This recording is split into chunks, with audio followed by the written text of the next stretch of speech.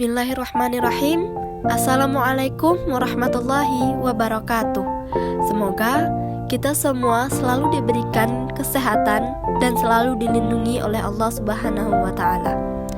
Baik, perkenalkan, nama saya Siti Mardiah, NPM 18014. Video ini adalah bentuk tugas nyata dari mata kuliah Kewirausahaan bidang bahasa. Saya dari Prodi Pendidikan Bahasa dan Sastra Indonesia, Fakultas Keguruan dan Ilmu Pendidikan Universitas Bung Hatta.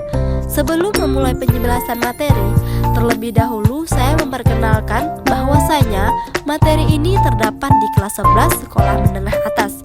Saya mohon maaf atas kesalahan maupun kekurangan dalam penyampaian saya nantinya. Langsung saja, kita mulai penjelasan materi tentang teks prosedur. Ada yang tahu apa itu teks prosedur? Kalau belum, mari kita sama-sama belajar ya. Teks prosedur adalah teks yang berisi tentang tata cara dalam membuat atau melakukan sesuatu dengan langkah demi langkah secara berurutan sehingga mencapai tujuan yang diinginkan. Di dalam teks prosedur terdapat kata imperatif atau kata perintah. Misalnya, tuangkanlah air ke dalam mangkok kosong. Tujuan teks prosedur adalah untuk memudahkan kita ketika ingin melakukan sesuatu yang belum kita mengerti sepenuhnya bagaimana cara pembuatan atau cara melakukan suatu hal tersebut. Adapun struktur teks prosedur yang bisa disingkat dengan tu, ba, la, pe, yaitu yang pertama, tujuan. Tujuan yang berisi pengantar umum apa yang akan dibuat atau dilakukan nantinya. Yang kedua, ba, bahan dan alat yang berisi mengenai rincian, bahan, dan alat yang digunakan.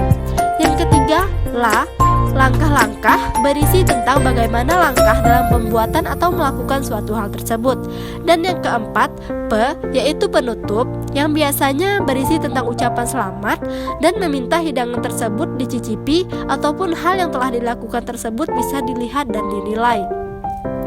Selanjutnya, ciri-ciri teks prosedur yaitu 4M. Yang pertama, menggunakan kalimat imperatif atau kalimat perintah.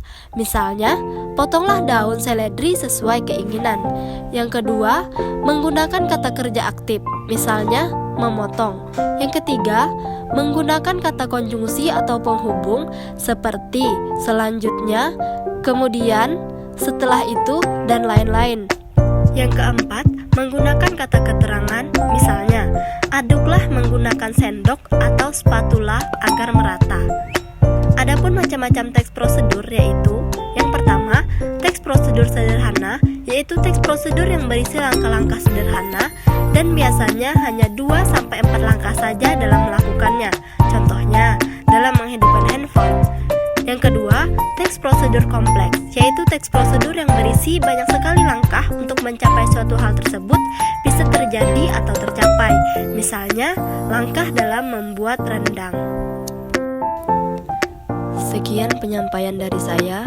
Mohon maaf atas segala kekurangan dan kesalahan. Semoga bermanfaat dan terima kasih. Wassalamualaikum warahmatullahi wabarakatuh.